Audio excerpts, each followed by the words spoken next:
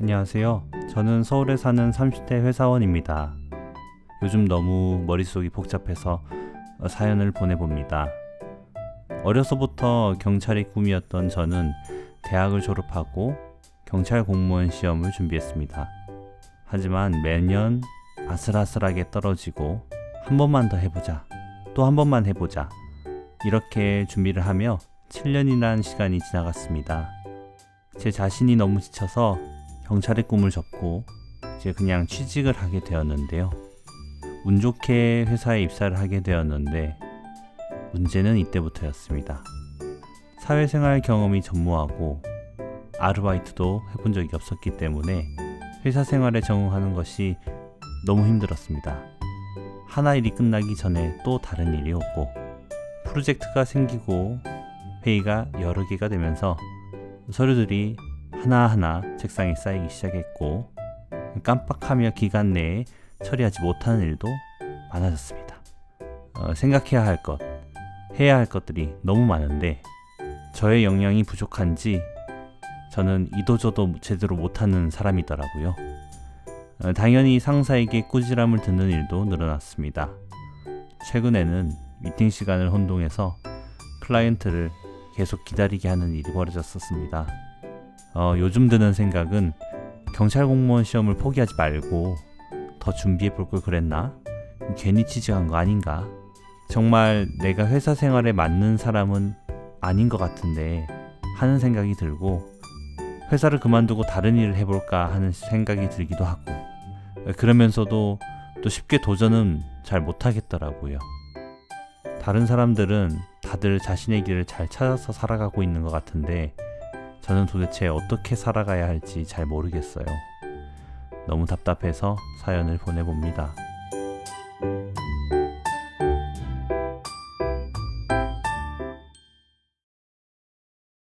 네, 정말 고민이 많이 되실 것 같아요.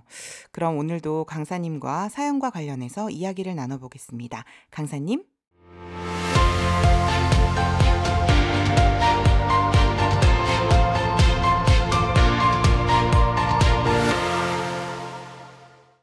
안녕하세요. 마인드 교육 전문 강사 정은진입니다. 오늘 사연자분의 이야기를 들으면서 제 신입사원 때 생각이 났습니다. 저는 지금 10년차 은행원인데요. 처음 입사했을 때 모든 게 처음 하는 일이다 보니 너무 힘들었어요. 은행 일이 제 성향이랑 맞지 않는다는 생각이 들 때도 있었고요.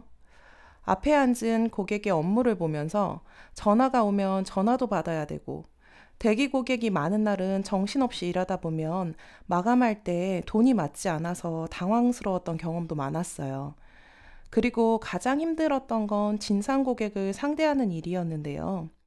하루는 체크카드를 만들러 오신 고객님께서 지금 바로 체크카드가 만들어지지 않는다고 하자 통장에 있던 돈 1,000만 원을 전부 500원짜리로 바꿔달라고 하신 적이 있었어요. 좀 너무 진상인데요. 그렇죠. 지금 하실 수 없다고 말씀을 드렸더니 경찰 부르라고 하고 소란스럽게 이야기가 커져서 점장님도 나오시고 주변의 고객님들도 다 쳐다봤던 기억이 있어요. 다행히 경찰이 와서 중재를 해주셔서 돌아가시기는 했는데요. 참 하루하루 일하는 게 저에게는 스트레스였어요. 은행에서 대기번호를 알려주는 띵동 하는 소리를 들으신 기억들이 있으실 거예요. 네네. 너무 힘든 날은 띵동 하는 소리가 꿈속에서도 나올 정도로 스트레스가 많을 때도 있었어요. 아마 제 기억엔 입사한 지 1년 정도 지났을 때 은행을 그만두고 싶어서 이직을 알아봤던 것 같아요. 그런데 주변에서 저에게 시간이 지나가면 익숙해지면 괜찮아져 하면서 버티라는 이야기들을 많이 해주었었어요.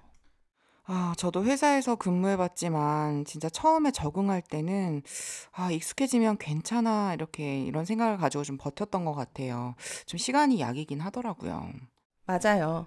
하지만 익숙해지기까지는 많은 시행착오를 겪어야 하고 어려움들을 넘어야 하기 때문에 그 순간에는 어떻게 할지 모르겠고 마음이 답답하고 그럴 수 있죠.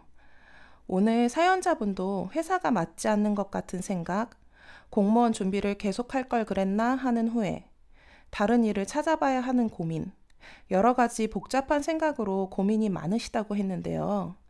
사연자분뿐만 아니라 회사에 입사한 지 얼마 안 된 신입사원이라면 누구나 할 수 있는 고민이지 않을까 싶습니다. 우리 아버지 세대 때를 생각해보면 평생 직장이라는 말이 있었어요. 그때는 직업이 지금처럼 다양하지 않았고 취업을 하면 그 회사에 헌신을 다해 일하는 것이 매우 당연하던 시절이었습니다. 그런데 지금은 직업이 1만 개가 넘는다고 하죠. 정말 생소한 이름의 직업도 많고 예전처럼 회사에 소속되어 있는 직장인뿐 아니라 개인적으로 사업을 하기도 하고 또 유튜버와 같은 새로운 직업도 생각났죠. 직업뿐 아니라 우리의 생활 방식이 정말 많이 다양해졌습니다. 예전에는 커피 주세요 하면 설탕, 프린, 커피 비율이 2대2대2인 다방 커피를 주었습니다. 그런데 지금은요. 커피 전문점에서 커피를 주문하려고 하면 사이즈는 톨 사이즈인지 그란데 사이즈인지 커피 원두는 디카페인인지 카페인인지 콜롬비아 원두인지 에디오피아 원두인지 그리고 샷이나 시럽을 추가할 것인지 얼음 양이나 음료의 온도도 옵션으로 주문할 수가 있죠. 본인의 취향대로 원하는 커피를 마실 수 있는 장점도 있지만 그만큼 다양해지고 복잡해져서 커피를 주문하기 위해서도 고민을 하게 되고 또 주문 자체를 어려워하는 사람들도 있습니다. 네, 저희 어머니도 카페 가셨는데 너무 많은 질문을 해서 좀 당황하셨다고 하더라고요. 아유, 커피면 커피지 뭘 자꾸 물어보냐고요. 맞아요. 특히 어른들은 카페에 가면 주문하는 게 어려워서 애로사항이 많죠. 이름도 어렵잖아요. 아메리카노, 카푸치노, 카라멜 마키아또. 예전에 커피 주세요 하면 되었던 삶을 살았던 어른들에게는 요즘 세상이 더 복잡하게 느껴지실 거예요. 우리의 엄마가 우리를 키웠던 시대를 생각해 보면 포대기 하나로 아기를 업어 키웠지만 지금은 그 포대기가 아기띠로 변해서 종류도 많아졌고 아이와 함께 어디를 가려면 포대기에 아기를 업고 걸어갔던 옛날과는 다르게 유모차가 생기고 그 유모차의 종류도 굉장히 많아져서 상황에 따라 필요에 따라 여러 개의 유모차를 사놓고 골라 쓰기도 하죠. 육아는 선택의 연속이다라는 말도 있잖아요. 네네. 제품도 너무 다양해지고 각각 장단점도 달라서 취향에 따라 고를 수 있는 장점도 있지만 너무 많은 정보에 쌓여서 그 선택을 해야 하는 상황 자체가 스트레스가 될 수도 있죠. 저도 아이를 키우고 있는데 유모차를 살 때 쇼핑을 하는 기분보다는 공부를 한다는 느낌이 많았어요. 인터넷으로 하나하나 찾아보며 유모차의 기능, 각각의 유모차들이 가진 장단점을 공부해야 했고요. 지인들에게 물어봐도 같은 유모차를 갖고 있는 사람은 거의 없더라고요. 다들 다른 유모차를 사용하고 있어서 그렇게 지인들에게 얻은 정보 또한 저의 생각에 보태져서 고민을 더 키우게 되었어요.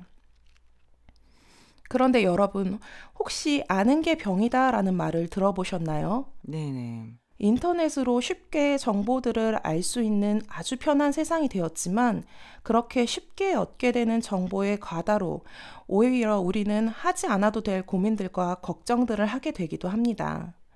이처럼 지금 우리가 사는 지금 이 시대에는 눈에 보이는 것이 너무 많아서 조용히 생각에 잠길 시간을 갖기 어렵습니다.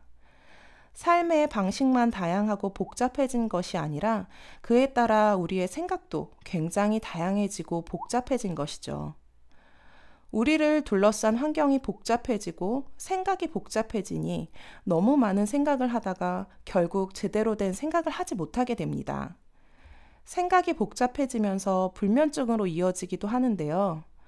불면증이 처음에는 수면제 하나를 먹어서 해결이 되는 것처럼 보일 수 있지만 한 알로 잠이 들지 않으면 두 알, 세 알, 점점 그 양이 늘어나게 되고 결국 신경 안정제까지 복용을 하게 될 수도 있습니다.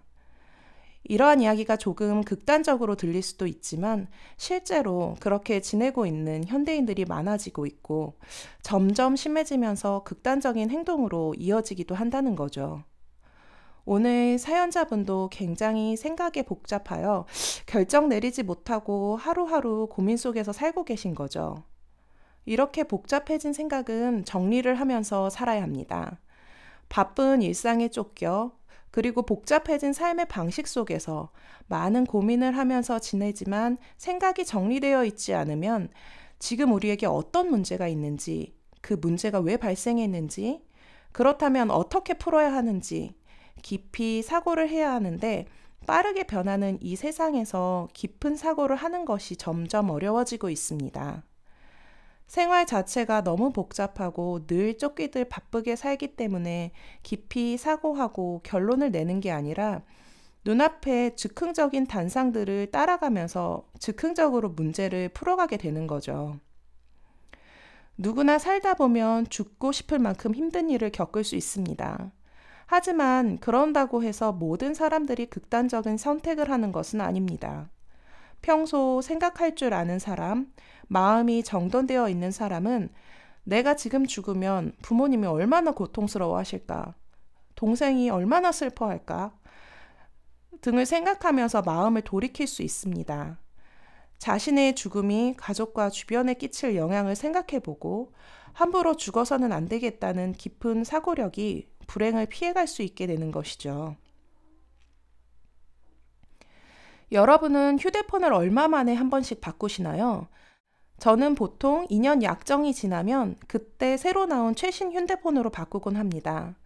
사실 2년 정도 쓰면 휴대폰이 느려지는 것도 있고 용량도 가득 차고 외관상 기스도 많이 나고 그래서 새 거로 바꾸곤 하는데요.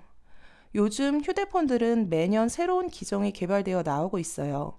그래서 매번 업그레이드 되고 요즘은 휴대폰 하나만 있으면 지갑이 없이도 결제가 가능하고 노트북이 없이도 문서 작업이 가능하죠. 그만큼 빠르게 변하는 세상을 잘 보여주는 예이기도 합니다. 휴대폰 안에 있는 기능을 100% 알고 사용하는 사람이 드물 정도로 많은 기능이 있죠. 그리고 그 기능이 빠르게 업그레이드 되고 있기도 하고요. 휴대폰은 아주 편리하지만 사실 우리가 깊이 사고하지 못하게 만드는 원인을 제공하기도 합니다. 여러분, 휴대폰이 잠시라도 곁에 없으면 좀 불안하다고 생각되시지 않나요? 네, 맞아요. 막 불안하고 막 뭔가 막 뭔 일이 일어날 것 같고 막 이런 생각이 좀 들 때가 있어요. 맞아요. 저희가 카톡을 보내기도 하고 SNS를 하기도 하고 쇼핑을 하고 또 웹툰도 읽고 영상들을 찾아보고 우리가 하루에 휴대폰을 쓰는 시간이 굉장히 길어요. 그만큼 우리 마음을 휴대폰에 빼앗기고 사는 거죠. 깊은 사고보다는 빠르게 얻는 정보에 익숙해지고 빠르게 변화하는 세상을 따라 사느라 급급하게 살게 되기도 합니다. 네, 저도 잠깐 핸드폰을 켜서 뭔가를 하다 보면 시간이 어떻게 지나가는지 모르게 막 1시간, 2시간 이렇게 지나가더라고요. 어떤 날은 진짜 휴대폰을 보다가 잠이 들기도 하고요. 맞아요. 휴대폰을 아예 안 할 수는 없죠. 하지만 잠시 멀리하는 시간을 갖는 것도 참 중요하다는 생각이 듭니다. 저는 요즘 휴대폰을 좀 멀리 해보는 시간을 가지려고 하는데요. 처음에는 휴대폰을 만지지 않고 있으니 뭘 해야 될지 모르겠더라고요. 그런데 의식적으로 그런 시간들을 좀 더 가지려고 하다 보니 그 시간에 책을 읽게 되기도 하고 조용히 생각을 하기도 하고 또 미뤄두었던 집을 한 부분 한 부분 정리하며 시간을 보내다 보니 집도 정리가 잘 되어져 기분도 좋아지더라고요. 똑같이 바쁜 시간을 보내고 있지만 마음에서 점점 여유가 느껴지더라고요. 저도 휴대폰으로부터 멀리 해보도록 좀 오늘부터 시도해봐야겠어요. 네, 한번 해보세요. 저는 특히 집을 한 부분 한 부분 정리하다 보면 집만 정리되는 것이 아니라 저의 생각도 정리가 되는 것 같은 기분이 들더라고요. 처음부터 깊은 사고를 하는 것은 훈련이 되어 있지 않으면 어려울 거예요.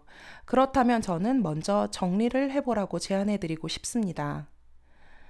아까 사연자분도 회사 일에 마음이 복잡해져 계셨는데요.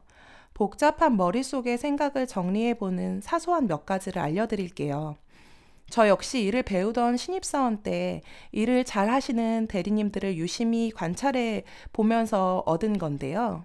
우선 대리님들의 공통적인 행동은 고객님들이 일이 끝나면 바로바로 서류 정리를 하는 것이었어요. 주변이 늘 깨끗해지죠. 수첩과 포스트잇의 활용을 잘 하는 것도 있었고요. 그리고 다시 한번 확인하는 것이었어요. 고객님들의 소리에 다시 한번 확인하고 상사들의 일에 다시 한번 확인하면서 머릿속이 명확해지는 것을 보았어요. 그리고 정리를 해놓은 깨끗한 책상은 다른 일들과 섞이지 않게 되고 수첩에 간단하게 메모를 해놓으면서 중요하게 생각하는 것은 포스트잇에 화면으로 붙여놓으니 다른 일을 하다가 잊어버렸다가도 화면에 포스트잇을 보면서 다시 생각이 나서 일의 순서가 지어지게 되는 것을 보았죠.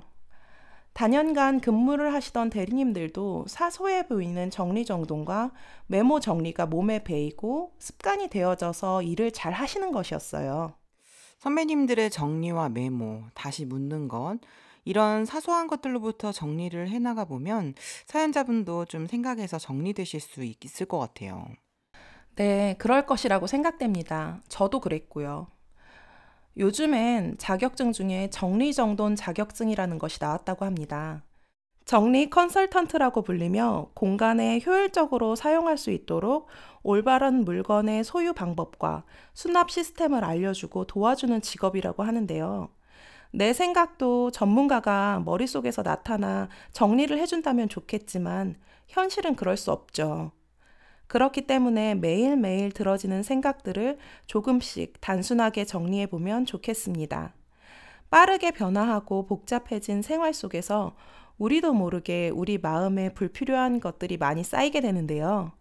그런 불필요한 생각들을 정리를 통해서 하나씩 제거를 하는 거예요. 나의 생각들을 정리해보면 문제가 보이게 됩니다. 문제를 정확히 알게 되면 그 문제를 푸는 것도 쉬워질 것이고요. 취향 존중, 요즘 사람들이 많이 쓰는 표현인데요. 다양해진 삶 속에서 우리의 다양한 취향은 존중받을 수 있을지 모르지만 복잡해질 대로 복잡해져서 그 끝을 풀 수 없을 만큼 엉켜버린 마음은 오히려 존중받지 못하는 것은 아닐까 합니다. 오늘 사연자분처럼 복잡한 생각 속에서 고민이 많은 분들이 계시다면 생각을 먼저 정리해보고 정리된 생각 속에서 문제가 무엇인지 깊이 생각해 보시고 깊은 사고를 통해 현명하게 문제를 해결해 나가실 수 있기를 바랍니다. 오늘 강연은 여기까지입니다.